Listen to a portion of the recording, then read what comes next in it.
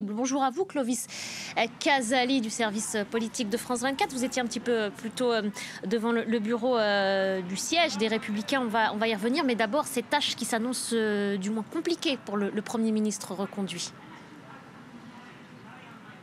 Et Sébastien Lecornu, le Premier ministre, est revenu ici à l'hôtel de Matignon, certainement pour poursuivre les consultations, essayer de voir qui peut composer son gouvernement. Tout à l'heure, il était à l'Haye-les-Roses à la rencontre d'une patrouille de policiers où il a été interrogé pour la première fois par des journalistes depuis sa reconduction. Une journaliste de l'AFP lui a demandé « Est-ce que vous comprenez que certains Français trouvent ridicule votre nomination ?» Il a répondu « Je comprends l'incompréhension, mais ce qui est ridicule, c'est la situation politique actuelle. Je ne fais que mon devoir » et il sait que la tâche est particulièrement compliquée. Sébastien Lecornu va donc chercher à constituer d'ici lundi un gouvernement libre, dit-il, et non emprisonné par les partis, comprenez, avec des personnalités qui sont intéressées uniquement par la présidentielle de 2027 et qui ont des intérêts partisans. Il veut éviter ça à tout prix. Pourquoi lundi? Parce que date butoir, il doit présenter lors d'un conseil des ministres le budget qui doit être absolument voté ici en France avant le 31 décembre. C'est une volonté en tout cas du gouvernement et de la plupart des partis politiques ici en France. Donc Sébastien Lecornu de retour ici à Matignon pour travailler et il y a de quoi faire. Et est-ce qu'on a déjà des éléments, des pistes pour savoir qui pourrait composer ce prochain gouvernement, Clovis ?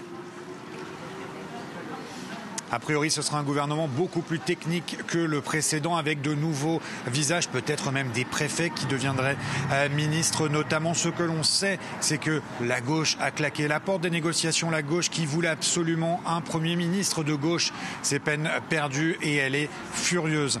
Les LR, le parti de droite, les Républicains, a décidé tout à l'heure, lors de la réunion de son bureau politique, que le parti ne participerait pas au gouvernement. Vous le rappelez-vous, c'est les LR qui avaient provoqué la chute du premier gouvernement Lecornu. Les LR ne participeront donc pas, mais ils vont soutenir ce gouvernement. Pourquoi pas de participation? Parce qu'ils craignent que des politiques de gauche soient acceptés par Sébastien Lecornu, qu'il cherche à satisfaire certaines demandes, notamment du Parti socialiste. Et ce que je peux vous dire aussi aujourd'hui, c'est que Éric Ciotti, rappelez-vous, l'ancien président des Républicains, aujourd'hui président de UDR, un allié du Rassemblement national et de l'extrême droite, a appelé ses anciens amis, tous ceux qui, chez les Républicains, ne sont pas satisfaits de la ligne, et bien de les rejoindre pour, en quelque sorte, une union des droites avec le Rassemblement national de Marine Le Pen.